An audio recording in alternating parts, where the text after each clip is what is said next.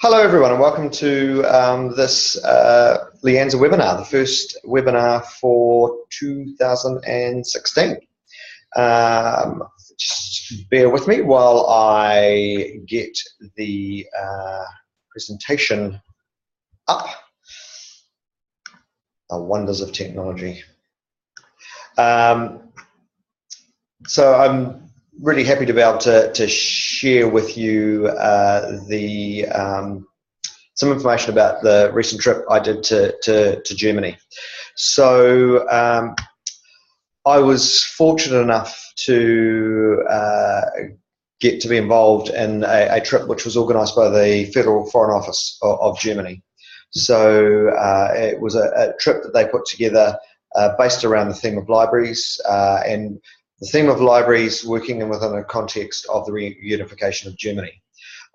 So it was a great privilege to get this opportunity. Excuse me for being slightly distracted as my phone just started ringing. So I just want to share some insights and some thoughts about the trip, and hopefully that will be of interest in terms of the work that we're doing in New Zealand. So just a bit of scene setting. I arrived in Berlin at the start of December. It was snowing, and this is the tower in the centre of Old East Berlin in the Alexanderplatz, and a grey day, and that seemed quite fitting in terms of thinking about especially former East Germany, and a world that very much had a grey image to the rest of the world. The Christmas markets were alive and well. Christmas markets are huge through all of December in Germany, and this was the one in Alexanderplatz. And I mean, that was really interesting to arrive, to walk into the square, to come across this Christmas market where there were open fires and people were drinking this substance, which I later found out was Glühwein, which was mulled wine. And that was a really nice way to start the trip and kind of feel part of the German experience. The markets themselves, lots of stalls, very German, East European looking, and lots of buildings like this which are based on Christmas decorations, or maybe the Christmas decorations are based on this, where you can buy Glühwein and eat food. Also Ferris Wheels, so some of the markets have very much a fair type atmosphere about them, and so you have these amazing large Ferris wheels right in the middle of town, where you can take a leisurely trip around in 2 degrees Celsius at night if you so desire. If you can hear strange noises, there is a snoring pug to my left. It is not me. It could be Inez. Just a photo. This is Emre, who's was one of the participants. He's from Turkey, and he was from Ankara, actually, where I visited a while ago. That dog is snoring well. And this is a green beer, a Berlin beer, very typical of it's a very typical Berlin thing. Not one that I would recommend, but it was how we began, really, and the start of a bit of a cultural immersion, as well as bringing together many people from many countries. The group of friends that I made, Ivan from Montreal, Emre, who I've already mentioned, and then also Elena from Latvia. And it was interesting and great to make a bond with these three, actually, a bond which we've sort of continued. And that's one of the great things about having an opportunity like this internationally, because you learn so much from people working in similar fields, but in different countries. So we began with a bit of a learning experience about the Berlin Wall and the fall of the wall. And this is the guy on the left called Matthias, who was actually there at the storming of the wall, the fall of the wall, and He was a very animated speaker, very, very interesting person. Didn't speak a word of English, so the gentleman on his left is our translator, who's actually married to a New Zealander. He took us through in some detail, what it was like during that period that they built up to the fall of the wall and how that was. One of the things about the fall of the wall is that it was peaceful, and two, the wall didn't actually fall. People basically transited across at the borders initially anyway, before they started pulling down the walls. He was amongst the group that pushed up against the barricades and eventually walked across into West Berlin from East Berlin, across the river. So the wall still exists in places, not many. Most of it's been torn down because it's pretty hard to run a unified city with a wall running through the middle of it.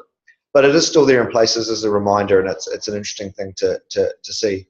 Not overly high, but the reality was that there were two walls, an east wall and a west wall with a dead zone in between. And although the wall wasn't overly high, your ability to get across that wall, across the dead zone, and across a second wall were pretty limited or nil. Just another shot of Matthias, such an expressive face, expressive person, and a very interesting person. One of the things about the East German story is the Stasi, the secret police, who kept track of every citizen and made sure that they were behaving as they saw fit and controlling their access to information, which is a very pertinent thing, obviously, for us as librarians. And this is the Stasi headquarters, or former Stasi headquarters in Leipzig. And quite a sobering thing to contemplate that 25 years ago, only 25 years ago, within these walls, was a bureaucracy that was designed to control people's access to information and flow of information, and in a very brutal way, really. An interesting thing for us to dwell on, I think, as librarians. So we visited the Staatsbibliothek, which is the state library in Berlin.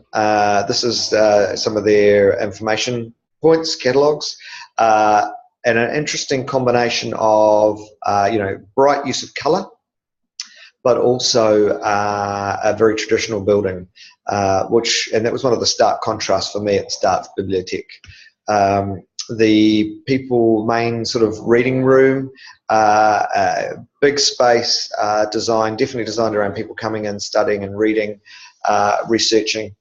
I haven't got a photo of it here because we weren't allowed to take photos, but what was quite striking in this building was the closed reading room, which was one of the most oppressive and tightly controlled spaces I've ever been into, where us as a group of librarians walked into. There were staff there. We had a guide who was from the staff, and the staff that were in the reading room, it was immediately obvious they were deeply uncomfortable with us being there because we were disturbing their control of the space, and we left quite quickly and did not feel comfortable in there at all, which is quite an interesting contrast for me to the way we operate reading rooms in New Zealand now, which, although they are designed to be quiet spaces, don't have that level of control. Something interesting. It was a very interesting experience for all of us, and many of us afterwards were very glad to get out of that place. Also, large digitalisation effort. Lots of digitalisation going on within the Staatsbibliothek. Groups of people working on machines like this. What's interesting around this is that in Germany, because it's a federal republic, there are 6 political areas, and each of them takes responsibility for a different part of German history, a different century, basically. So the way that they ensure that everything is captured, but also provided across the country, is that each area has a state library type presence, and they take responsibility for storing and indeed digitizing a particular century, and they work in that way collaboratively across the country. Quite a different way to the way that we do it, and that has some inherent tensions, I would have thought, around how you work together and how you build national approaches, but it seems to work for them. They've agreed on things like a national cataloguing standard, which all the areas adhere to, but there are other things where they can choose to do things quite differently and individually, and indeed do. The public library in Berlin, we visited the building in the former West. One of the things about Berlin is that because there was an East and a West, often you will have two buildings of each thing. So there was a central public library in East Berlin and a central public library in West Berlin, and this was the one that was in West Berlin. It was built by the American government, and this is the RFID sorter. Which controls the does stock inventory for the public library branches around Berlin. The other interesting thing was topic rooms, which I'd actually heard about before when I visited, when I went to FOR as the Lianza president. The topic rooms are themed in effect, 3-month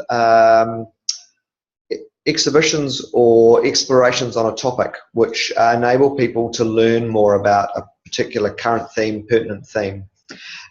This one was around Germany and war. They've done a lot on immigration, and that really, snoring dog, a really interesting way of a library working on that pertinence for it. Around making information available to people on contemporary topics. Quite an interesting thing to play with, and I think it could be done quite well here in New Zealand. When we went to Leipzig, we visited amongst other things, the book museum, and this was a really interesting gentleman who was one of the academics there, who talked with great passion about the book and the importance of the book and the importance of storing information like that. He sounded very much like Albert Einstein. It was very interesting to listen to. But he talked really, at one point, an interesting point for me was when he talked about the importance of Germany learning and continuing to learn from the things that happened in the 20th century and ensure that they did not happen again. And the importance of the book and written knowledge and actually enabling people to learn that stuff and know that stuff. Some very old items there. This is a parchment manuscript with white writing, not in German or English for that matter. And these are part of Martin Luther's original published treatise. So it was quite amazing to stand in front of one of those in an area very close to where Martin Luther lived and worked, and just feel that connection with that history as well. After that, we visited the archive of the People's Movement, and this is the archive of the movement that led to the throw of the wall, and that actually did begin in Leipzig. And one of the things they had there were zines, and this is one of the zines that was created. It is a drawing of a musician who's been arrested by the Stasi and going to be taken away. And I mean, one, it's very striking that this can happen, and let's face it, still happens. If you think about the activities in Russia recently with bans as well, but that that ways of expressing yourself can lead to you being ruled as not part of what society wants and basically moved aside. Musicians were under threat, and indeed, I mean, creating zines like this was illegal and were circulated. They were produced underground and were circulated underground. You had to be very careful, very hard to get a typewriter in East Germany, and if you could get one, the typeface was known so that they could quite easily trace back to where certain things were produced. Then we went to Frankfurt and we visited the National Library in Frankfurt. This is the boardroom on the top floor, a pretty amazing space, the circular table, a lovely space to sit and talk and converse. And it was interesting to listen to them talking about especially the National Data Record and how they work that across Germany, across the 6 different areas. We also visited one of the public library branches, this one, the Stadtbücherei, which was a pretty interesting building, which I'm quite proud of. But I was particularly taken by this bike, and of course had to have a photo taken on it. And they do use this to actually take resources out around Frankfurt to people. And then we visited the university, the Goethe University, which is in an old industrial building where they produced chemicals. A beautiful building. This is the cafeteria, and a really interesting space to study in, I'm sure. Quite interesting from a library perspective because it's not purpose-built. It doesn't have large spaces in the same way, and so the library was divided into rooms. So there were book rooms, basically, where items of collection or selections of collection were held. But a pretty amazing place to go to university, and one of our guides had gone there and was reflecting on how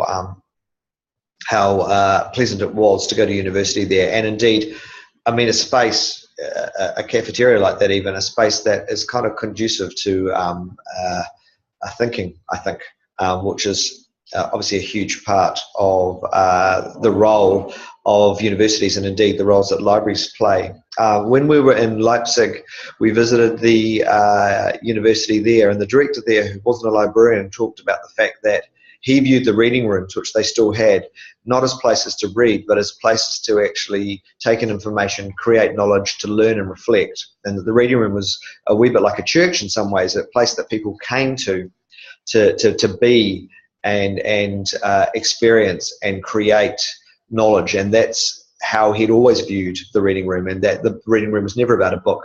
It was about a place that people took information. And indeed, that was how he had defended the continued provision of large spaces like reading rooms at the university, because they weren't about the books. They were about places for people to be, and whether that be electronic resources or physical resources, they could use them. So the markets were interesting. Each of them has a different Glühwein cup, and I collected quite a few of them. I think I've got 10 at home. And that in itself is interesting because they are a piece of information that pertains to the annual winter market, Christmas market event, and the particular markets.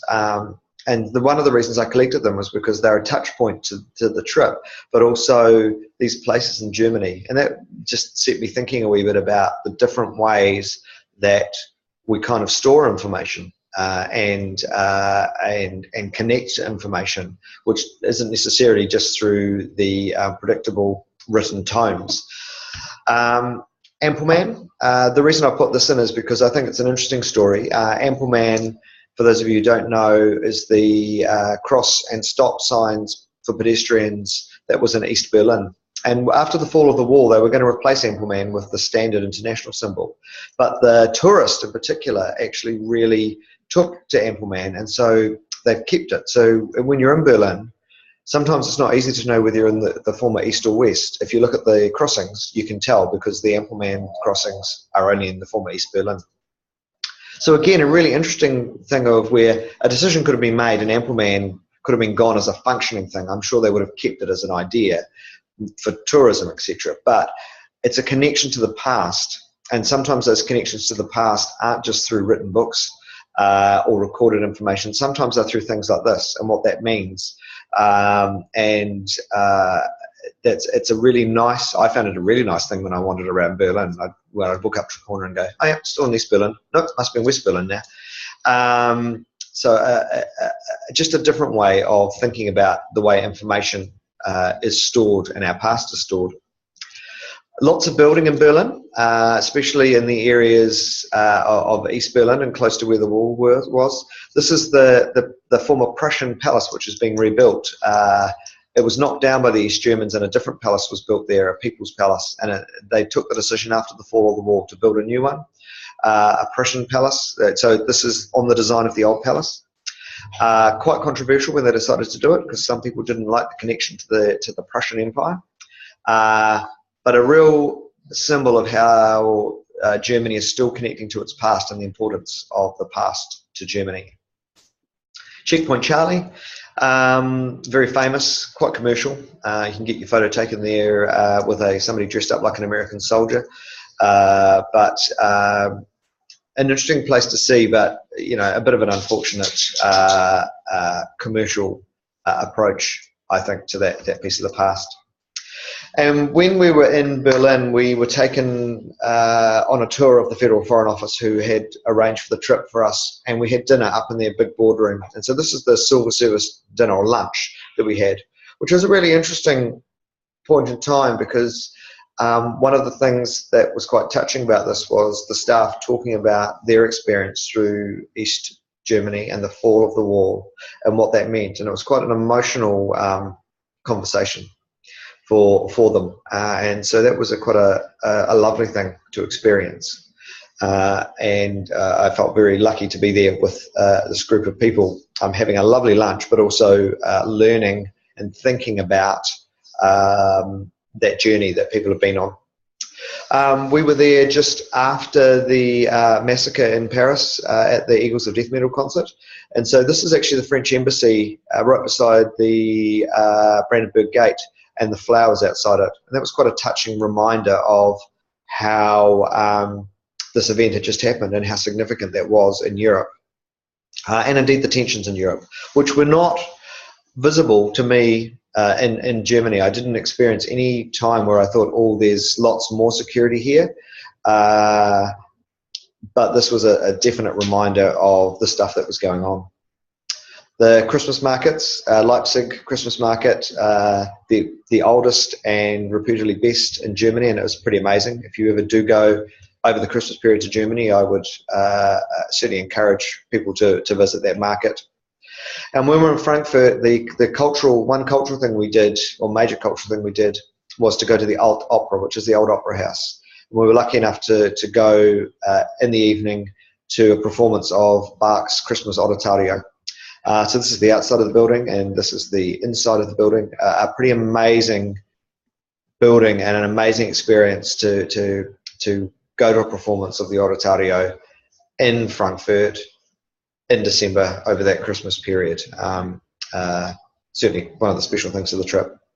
The Christmas markets, and then just briefly Malla Park. So Malla Park was an area, the dead zone between the two walls, and that's been reclaimed and is now a park that people use, and there's a flea market there on Saturdays. And that was just a really nice touch point or experience around people reclaiming a space that once had quite a horrible atmosphere and has a horrible history to it. A place where people could not go, and if they did go there, would be killed. So nice to see that being used. Sign for coffee at Malla Park, and you'll see that there's a flat white there on the menu. The flat white is alive and well in Germany. And this is just a photo from the Berlin Wall Memorial, looking down a section of where the wall was. So the posts that you can see in the foreground of the picture sticking up is where one of the walls were, then the grass is the dead zone, and then the wall was on the other side amongst those trees and buildings. You can walk for a couple of kilometres through that, and it's a pretty amazing place to walk through and reflect. And the wall's still there, right against buildings. Buildings were right beside the wall in places, and people could, look out and see the other side, but no, they could never actually cross. And then just finally, when I arrived in Berlin, I went to, I saw a sign for a tattoo festival, which was going to be exactly when I arrived back in Berlin after the first part of the trip. And so I decided that, once in Berlin, one should really go to a tattoo festival. And so I did, and I got a tattoo of the tower, which I showed earlier. And that for me is a bit of a touchstone to the trip and the learning experience that I had. So I guess just to leave you with some thoughts around the significance of this trip was really around reunification and what that means for Germany, but also what that means for the information that is stored and how it's stored and how that past is told, and the importance of telling that past and keeping that past. And indeed, the information that we take for granted as being accessible, not always being accessible, as for example in a place like East Berlin. So I hope you've enjoyed the webinar. If anybody had any questions, I'd be more than happy to take emails. There's much more that I could tell, but there's only a certain amount of time in any presentation. So thank you for watching.